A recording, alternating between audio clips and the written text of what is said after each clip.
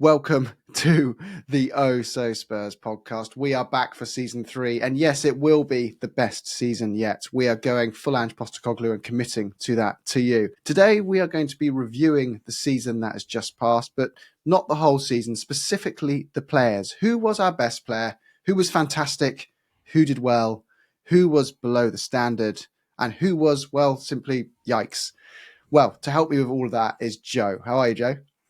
I'm good, mate. Getting over a bit of sickness, so I'm sounding a bit husky, I think, maybe. So let's get the ladies in listen to this one.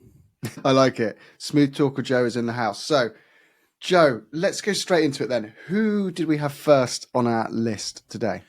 Well, I guess we just start with number one. Hey, let's start with Big Vic, and let's give what we thought about his season. Do you want me? I'll tell you what I thought of how Vic went. I think he improved throughout the year. I think he got a lot better.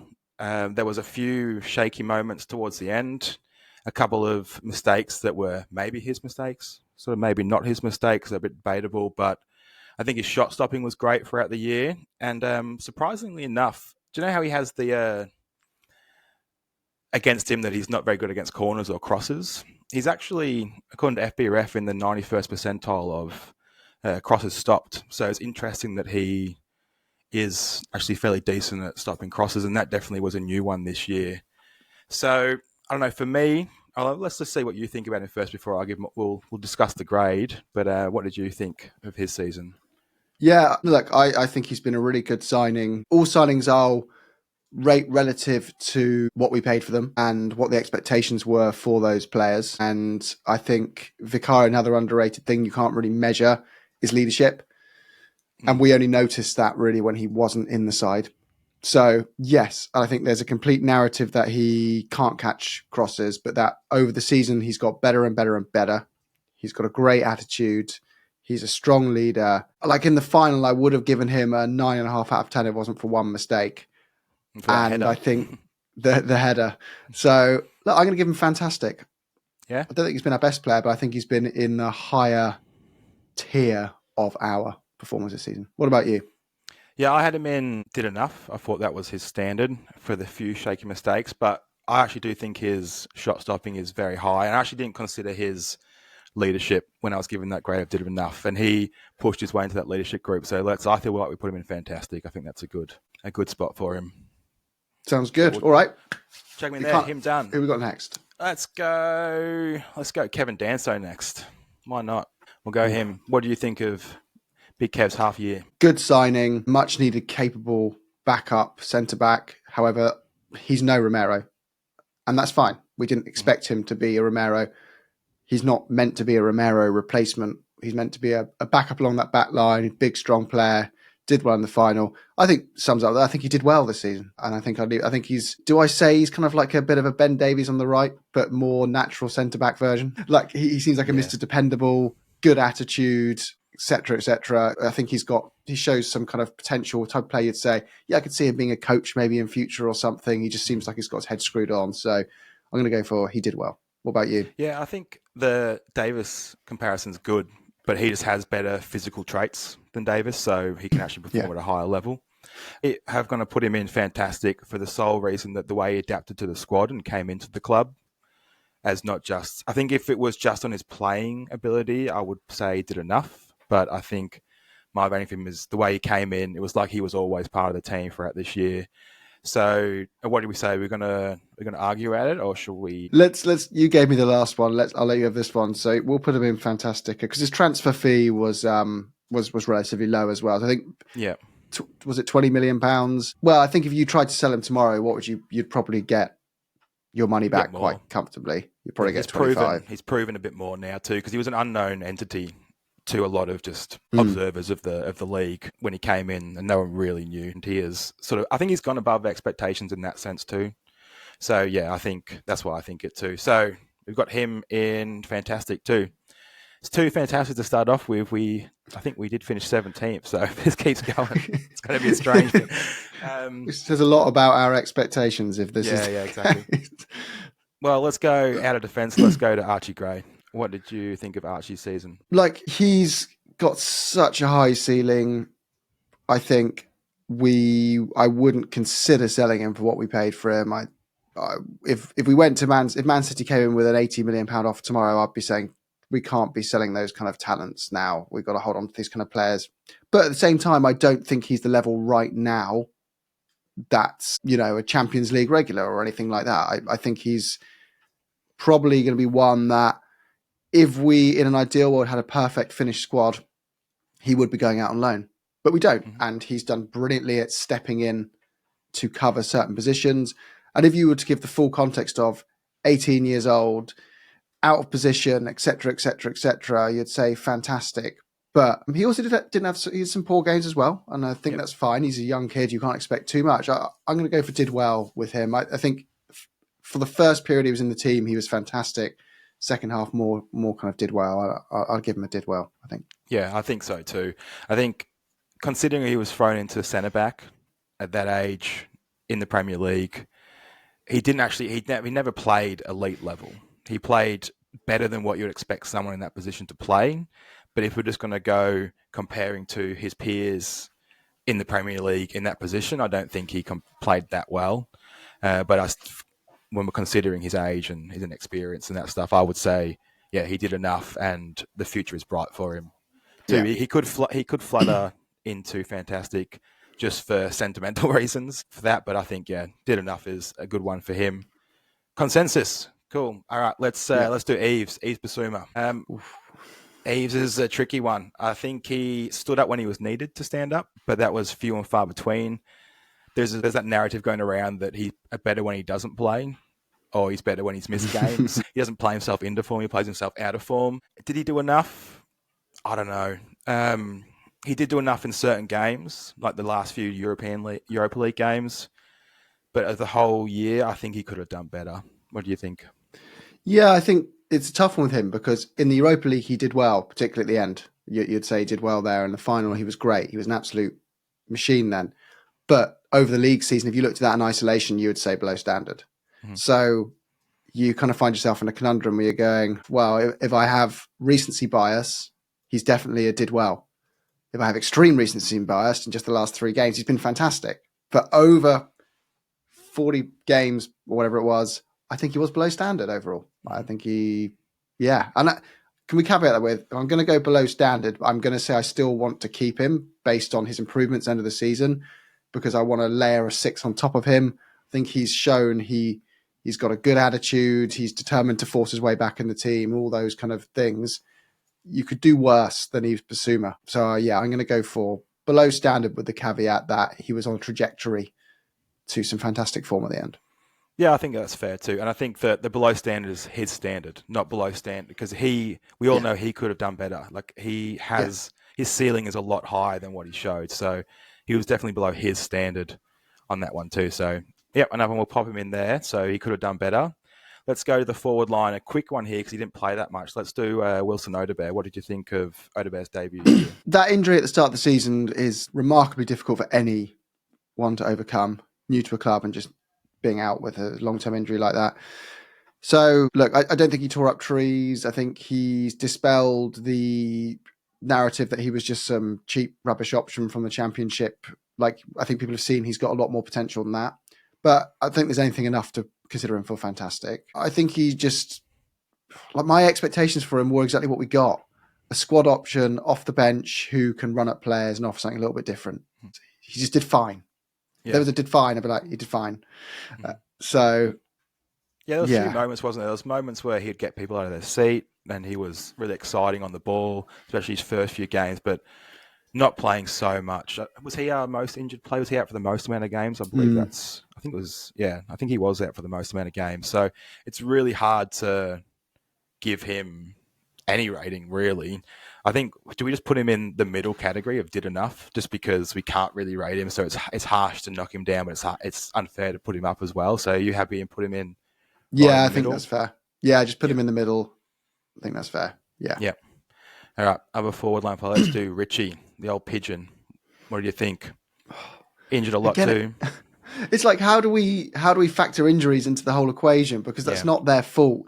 And when you look at Richie, it's like there's no one in that squad who probably works harder than he does and battles for the cause more than he does. And he's proven everyone wrong in the last few months. He's been possibly the most important person in that front three since he came into the team. And but it summed up his season that he went off injured in the last game after a brilliant 60 minutes, though. But I think you can't make injuries something that's their fault in this situation. So you just purely look at when they're available, how do they do? Did they have enough time to show what they can do? And I think overall he did well for me, I'd say. Yeah, I had him in the did enough section as well because of when he played. He's just an agent of chaos, isn't he? He just things just happen around him. There's high quality moments are few and far between, but he still is effective. So yeah, when he played, I think he did enough. I think he could go higher as well. So yeah, let's put him in that did enough category as well. All right, let's do Kinski, half year goalkeeper. What do you think of his sort of cameos when he first came in to fill the void of all the injured keepers? Well, the first game we were saying we'd upgraded Vicario, and yeah, true. Yeah, there was talk of those jokes about Ballon d'Or, wasn't there? Mm-hmm. So he was his age, 22, not at all expensive. Wasn't he about 15 million? Yeah, I remember now. His distribution's excellent. His crossing needs to be improved, but I think that comes with bulking out, getting older, and all that kind of stuff, and getting used to the physicality of Premier League. So, without being too boring, I think quickly on him, I just think he did enough. I think he was solid. Yeah, he started off really strong, didn't he? And then there was a few. Was it Villa where he let the FA Cup where he should have made that save, and because he played so few amount of games, it's sort of the percentage wise of sort of minutes to mistakes isn't that great. Yeah. I think, did it for his age. And if we'd just gone off the Liverpool games, he would have been fantastic. But he sort of played enough games to sort of say did enough for the young guy, and he just needs the experience now to keep pushing Vic, I think. All right, let's go back into the defence. Let's go Destiny or Doggy. So, I'm going to have to say, I think overall he's been fantastic. I think he's stepped up this year, gone to another level. How difficult a situation. It sums it up, right? Jed Spence comes in. People start saying he's our best player. Why on earth is he not starting? And Udogie outshines him. Like, that's not easy. That's not easy to do. You're coming in for someone who's doing brilliantly, and you show why you were given the opportunity. So I think he's been fantastic. Yeah, he's been amazing, really. When he came back from injury, he needed a couple of games to get back to sort of fitness and game sort of readiness. And then once that happened, he was just an unstoppable force on that left-hand side. It was maybe not even just he didn't have a bad game, but he only had like a few moments where he was beaten throughout all the games that he played in there towards the end of the season. He's so powerful. His ball carrying ability is so good. He just runs overlap and runs. So I put Destiny in fantastic as well. That's easy one, that one, I think. Well, as soon as you mentioned Jed, let's talk about Jed then. How did his season go? He's probably the hardest one to rate, I'd say, because he's had fantastic. Like, I think the best thing he's done is there was a big narrative, and we'll add this to like a narrative buster series, I guess we can bring it. The narrative was that he's lazy attitude problem, all that stuff. And look, I get it. That's from an accumulation of old managers saying stuff to the press, and we don't know what the truth is. But since he's been at Spurs and Ange has been here, I can't see there's been anything to suggest he's got a poor attitude. So, and he's been absolutely fantastic when he's come in. He hasn't moaned that he's been used as a bit part squad player. So for me, I think I want to say fantastic, but I don't want to be too generous on it. But then Danso's in there, and I think if Danso's in there, Jed's got to be in there. Yeah, true, yeah. But we don't compare them against each other, but you kind of can't. I'm going to put him in fantastic, though, considering where expectations were, to considering how he performed. Like, I think, before this season, there were so many people that wanted him out of the club. So to go from that to people thinking he was our best player, I think it's hard to not put him in anything but fantastic. So you happy to put him in there? Yeah. Yeah, cool. Easy one, that one, I think. All right, let's go back to the midfield and let's do Kulusevski. How did you rate his season? This is only relative to our expectations of the player, right? I think he could have done better. Yeah. Like, he's one of our best players, and key to keep, I think, moving forward and continue to make a part of the squad. But I think for his season, like, yeah, he had a decent start and then he was second half of the season. I think he was well below what his expectations would be. So I think could have done better. Yeah, I think he could have done better. I think it's hard to get past the recency stuff too. He had that little injury, he came back, and then he had the big injury. But he didn't sort of set the world alight when he came back. And you're right, his first half of the year was great, but then it dropped off. And that could be, we could probably get a few players going to be like this, where it was that part of the year was just the fatigue that made them drop off a fair bit, because he was clearly, there was games where he was like, it was noticeable on the television that he just couldn't run anymore. So I think it's harsh to put him in. I think I say did enough when you do it all. I think he could have done better, but he also was fantastic at points too. So I feel like I'm going to split the difference and put him in did enough. But it's a story of a season of two halves, really. For him, let's go. Another player in his position is James Maddison. How do you think he went? It was such a stereotypical James Maddison season. He missed a third of it. He was brilliant for a third of it, and he was off the ball for a third of it. And like I've come around to liking Madders more and more, and that's not why we're doing this. Who cares about personal preferences? But I think, there's that thing where I don't like it when players talk up to the media a lot, and then at the same time we complain they're too boring when they don't. Like Kane doesn't, so he's doing exactly what I say I want players to do, and then I say he's boring at the same time, and then I give Maddison jib for. But the reason I used to give Maddison a bit of stick for it was like, do it when you've got something to really gloat about. And now he's got the trophy. I'm like, yeah, I love it. Yeah. You've earned the stripes. Go for it. And I think it was really harsh of Simon Jordan to say, it doesn't really count because you're not playing in the final. Yeah, that was super harsh, wasn't it? It was super harsh. I get that point on the sort of talking to the media part when you haven't earned it. I guess most of the talking was, though, after he earned it. I think he earned it when he did that, when he sort of sacrificed himself against Frankfurt. But against playing-wise, we looked different when he was in the team. We were way more creative. And we were even more threatening when it was Kulusevski and him together. But I actually want to put him in fantastic because of what his contribution was towards the end of the year. Or I wouldn't have gone. Agree? I'd have gone did well. I think let's do that. That's fair. What's his stats as well? He got to 20 goal involvements, I think. So across all comps. Stats. Yeah, like he's definitely. But remember, this is like, do I think he is absolutely crucial to the squad and the team, and he's a very good footballer? Yes, but that's my expectation of him. That's fair. And I don't think he overall had a fantastic season by his standards. I think he had did well. But as people have constantly said, until he can consistently do it for 3/4 of a season, to me, then he gets that kind of. That's fair. When I'm saying he's fantastic from that 1/3 of the season where we're judging on the whole year. So let's bump him down into did enough, with the sort of thinking that he is a really good player and we just want to see him play, and hopefully that we bring in some players around him that he doesn't have to. He can stay fit for longer the year. So next year we can drop in that fantastic category. All right, let's go to one of the young boys, Mikey Moore. How do you feel his cameos went and the minutes he played? I think we really put too much expectation on him too soon as a fan base when he came in. Mm-hmm. Like if our squad was complete, he would be on loan probably in the upper end of the championship with an opportunity to show he can handle men's football every week, because he's at an age where physically it's the massive shift going from that under football to men's, and it's really tough transition, and even the best players take 2 or 3 loans from that point. So he was just fine. He just did enough what was asked for him.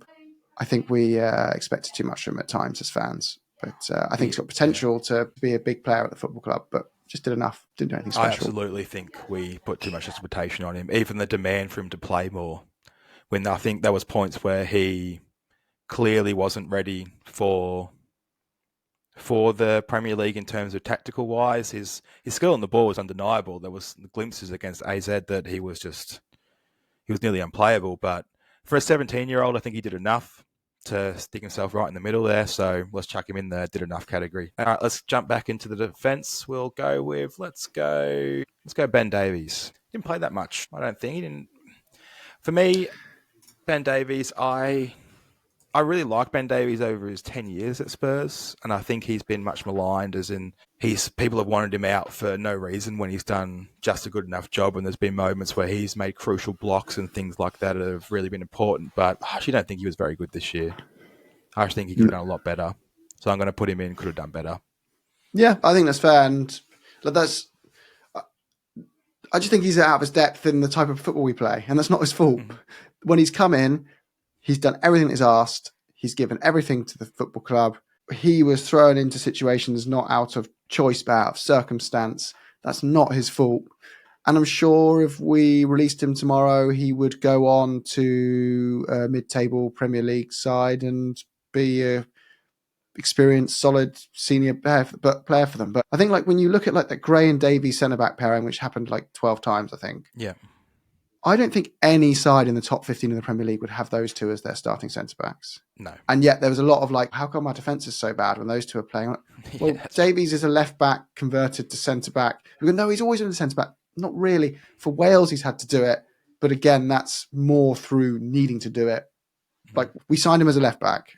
He's become a centre-back over time as that role's changed, I think, in football and become much more about athleticism and running, and that's not his area. And yes, similar with Archie Gray, this is not their position. It's neither of their position. So yeah, I think slightly below his own standard as well. And like, I hope he gets one more Premier League deal, comes back to Spurs as a coach because he's already done his badges, and all power to him. He feels like a Leeds player to me. Feels like I can see that for Leeds' promotion. Yeah, I can see that. Good point. Yeah. Thanks, Ben, though. Thanks for all the contributions you made to the club. Yes. What about our Spanish passer, Pedro Porro? How was his season for you? He divides opinion, doesn't he? Absolutely divides opinion. Depends what you want. Do you want defence or do you want attack? Well, I think people rate him on defence, and that's not as... I don't think Ange sets up thinking, right, like, you are a part of my key defensive players in this game. He looks at Porro and goes, you're a part of my forward thinking part of this game in terms of attack. And from that perspective, I reckon if you asked Ange, he'd go, he's fantastic. He's in the fantastic category, Joe and Jim. What the hell are you talking about? If you asked the average fan, they'd go, should have done better. Yeah. And so I think he did well enough. Yeah. His availability is very impressive. Yeah. His stamina must be insane. His physical ability to be able to play that many games. I believe I actually don't think he played the most games, but to continue to do it that much, and shaky moments in defence, but those shaky moments only came when it was the third, fourth, fifth choice centre-back partnership, really. And towards the end of the year, I don't think his defensive ability dropped off. He's one of those ones where some of the attack is built around him too, especially again towards the end of the year when we were lobbing balls into the box for Richie and Dom. So, but yeah, I'll put him in the did enough category as well. I think he could have, if he wasn't playing so much, and obviously the fatigue part in the middle of the year didn't happen, I think he could have pushed up to fantastic. But I think if we just go off each game as an island, then I would say did enough. Yeah. On that one. Midfield, Bentancur. Old floor headbutter himself. What do you think of Bentancur's season? He loses some points for me because he was his own worst enemy, lobbing that bottle at someone in the crowd, getting the ban for the comments to Sonny. Like, at that point of the season, it was in yikes. Like, you are having a diabolical year. And then the last 10, 15 games, he seemed to click for him. Yeah. Football got a lot better. Without him, there was a huge drop-off. We would have lost that final without him, I think. Mm-hmm. So I think he did enough. Yeah. Overall. Yeah, I think he's overly criticised because I feel like he's been playing in a role that didn't fully suit him. I do see him more as an 8 than a 6, but he was still probably our best 6 for most of the year. So he struggled then. And sometimes our positioning of our midfielders is so rotational, especially throughout the middle of the year. And he has to cover the wing backs when they go forward. So he does look like he's out of position a lot. So I do think he gets a lot of sort of undue criticism, but he's actually doing what he's asked to do rather than going rogue. And he's very good on the ball. He's good at breaking up the play. But yeah, his own actions made him unavailable. So he has to go into the middle category of, I think if he played the whole year like he did at the end, he would be fantastic. But he didn't play the whole year like that. So it's coming a theme, isn't it? It's coming a theme. If they'd played the whole year like they did at some points, but that's what we get from a young squad, really, isn't it? We're going to get these inconsistencies. So hopefully in the years to come, we iron those out. We've got another mate of his in the midfield who was a star in the last important game of the year, which is Pap. What do you think of Pat Matasar's season as a whole? Yeah, I think simple for him as well. I think another one who did enough. Like it was up and down. Points he looked exposed because he wasn't technical enough, but other times he was key in games. And like many of the squad, another one who puts his heart and soul into everything he does. So for me, simple did enough. Yeah, I think he did enough too. Up and down season.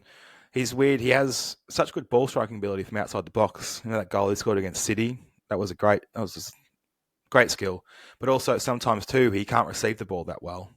So he's a bit of an enigma in the sense of, or an anomaly that he can't, just whatever word I'm trying to use, he just doesn't match up everything, but he covers the ground well. He's still very young, so his understanding of the game is going to get better. But so I don't think he was below his standards, but I don't think he was fantastic either. So yeah, did enough for him. We're getting a lot of guys in the did enough section. Let's go back into the forward line. Let's go our captain, Heung-min Son. What do you think of Sonny's season? Oh, it's going to be controversial because the emotion's hard to take out of it, isn't it? The emotion's so hard to take out of this. You got to purely look. You got to purely look like, yes, he worked his ass off. He had to play so many more minutes than he should have because of injuries. He had to play out position, all that kind of stuff. But I still think 31 is probably arguably your final like peak year. Like you still have most of your physical attributes and all the experience. And I think he'd be largely underwhelmed by his own output in the year, even though like a poor Son year is still ridiculously good.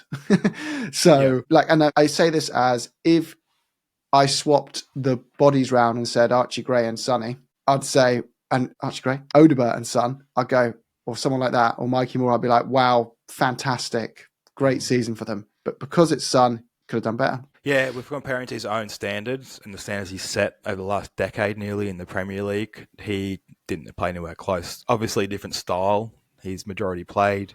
Didn't have Harry Kane around him either, but yeah, he wasn't to his own standard. And I think that's probably due to getting older and playing so much. I hope he does stay around next year and plays more of a bit part role, whether that's a different topic for a different day, what happens with the captaincy if that's the case. But yeah, I think we put him into the category of could have done better. But I want to say fantastic because he got to lift a trophy, and it cements his legendary status at the club. But against his own form, his own standards, I think he could have done a lot better. A person on the other end of the spectrum of experience is Dane Scarlett. A couple of cameos. We'll bear quickly on this one. A few important cameos though. That goal, it got a sort of that flick on to Kulu when we went and scored. I can't even remember who that was against. I just remember getting hit headbutt in the back of the head. Where would you put him in? Did enough? Yeah, I won't waste too much time on him. I think just did enough, bit part, forced back from his loan early, etc., etc. Yeah, did enough. Yeah. Let's do the two other goalkeepers quickly. Let's do Fraser Forster. What did you think of Forster's? Why have so many of our players had these massive ups and downs? Why can't they just have been consistently good or bad? He's another one who came in and you thought, oh, I feel a bit more reassured. Fraser Forster's actually got this. And then he really went downhill fast and we couldn't get Kinski in soon enough. So I think he could have done a little better. I think it's his Spurs career over. It is his Spurs career over, agreed. And he could have done a lot better. Started off okay, but then threw the ball into the goal 3 or 4 times, basically. Yeah. And then comparing to the next guy, who is Brandon Austin, who basically came in for his first ever minutes, I thought I want to put him in the middle category, did enough, but because I can't say fantastic for someone played so little amount of games. I mean, I guess that penalty that was reversed against him, that was a great bit of play. I think he was great when he played, but it would be crazy to put him in fantastic, I think. But if I'm comparing Fraser Forster to him, Brandon Austin was better in the minutes he got. What do you think of Brandon Austin's? Put him in the middle? Yeah, I think Brandon Austin did enough. Fraser didn't. Yeah. By somebody of the two. Yeah. We won't touch on Alfie Whiteman because he didn't play. Let's do our two main guys at the back. Let's start with Romero. Captain for the Europa League final. Led the team amazingly, but also when the games didn't matter, he seemed like he didn't care at all. Sometimes mistakes in those games, but no mistakes at all when the games mattered. Where would you put Romero? Yeah, and that's the summary of it. That's why he's not in fantastic for me, is Mm. the emotion of the final, because we wouldn't, again, he's another one, we wouldn't have won the final without him. He's the most important player in that squad for huge games. He's absolutely irreplaceable for those reasons, but he has not played to his standards in many league games. So therefore, it's just did enough. I think for Yep, me. and I had him in, did enough too, for the exact same reasons. If he can stay fit for a whole next season, if we don't sell him for 30 million, whatever Atletico Madrid are trying to buy him for, which is crazy, yeah, and he can stay consistent, which I think this would be a spur on for him. I think he could go to fantastic, and there's moments where he's been fantastic, but the inconsistency would put him into the middle category. Did enough for me. So Mickey van der Ven is the next one, which I had him in the same category. Did enough, but that's only because of the games he missed. He missed so many games. However, when he played, he was good. Like Yeah, he wasn't inconsistent when he played. He just didn't play. So exactly. yeah, I think for those reasons, Mickey's fantastic. you want to put him in fantastic? Mickey, I think, because like you Yeah. said, when he didn't play, it was injuries. And when he Mm. did play, he was nearly always fantastic, Yeah. So we apart from the just go on Newcastle minutes game. on the field. He was fantastic. So yeah, let's put him in fantastic. I'm happy with that one. Cool. Well, we've got one more defender to touch on, which is Radu Dragusin. How do you think he performed this season? So, yeah, he was not in any positive category, unfortunately for him. He doesn't suit the way we play. I think if we could get our money back, we would. Yeah. Again, another one you can't say he's bad because he's down tools and he's been difficult in any way, but I consider him for the Yikes category. Every team we played targeted him to make him the way they were going to beat us, and most of them did. He had a terrible season by his standards. Yeah, I had him in Yikes as well. I think there were so many different sort of errors, or the red card in the Europa early on. There was just all these different things. He's not the greatest on the ball. He's a decent enough defender, but like maybe he'd get a go at Arsenal if you want to play like Stoke, basically. But I don't think he fits the modern way of the Premier League playing. No. And he's not athletic enough either. So yeah, I have to put him in Yikes. And I think you're right. If we could get the money back that we spent on him, we would, but I doubt we will. He's an Ange Wall maybe option, but not an Yeah, Ange Ball option. yeah. But with Big Kev, he's a bigger and a better wall. So yeah, had to chuck him in the Yikes category too. Unfortunately for Radu. All right, so we've done all the defenders. We've got one midfielder left, and he could have been our best one. What do you think of Bergval's year? Yeah, he's in Bergval? the. Oh gosh, he's possibly in our best player, isn't he?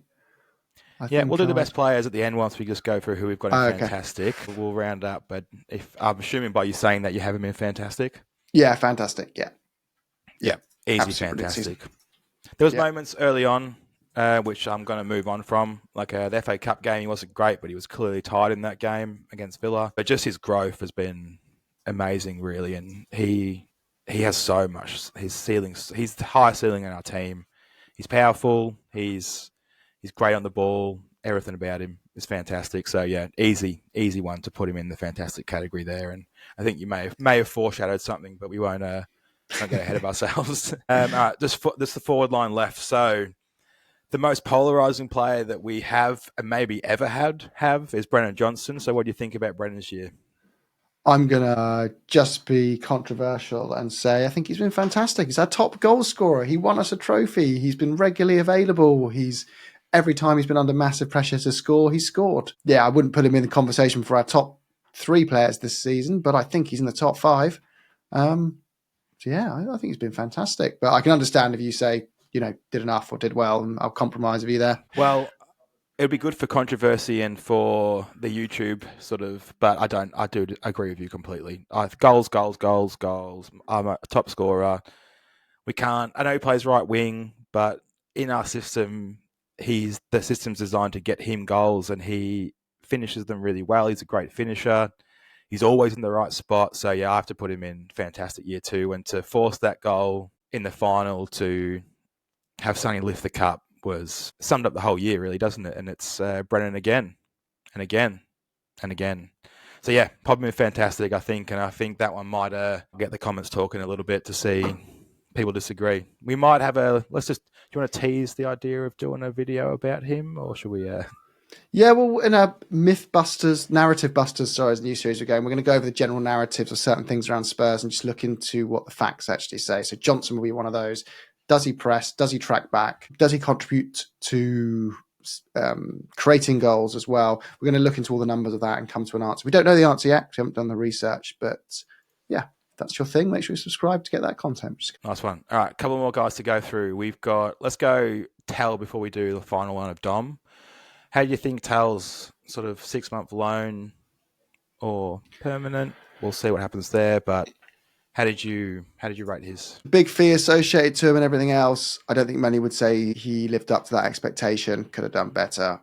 But if we can negotiate a much smaller fee and keep him, I think he's got a huge ceiling, but we're going to need to do the hard work of developing him. So could have done better. Yeah, you can see the skill. You can see the potential there. His crossing. I know DJ loves to talk a bit about his crossing ability, and I agree with him. It is fantastic. I think he did struggle a bit to beat players. He sort of lost the ball a lot when he was in one-on-one situations.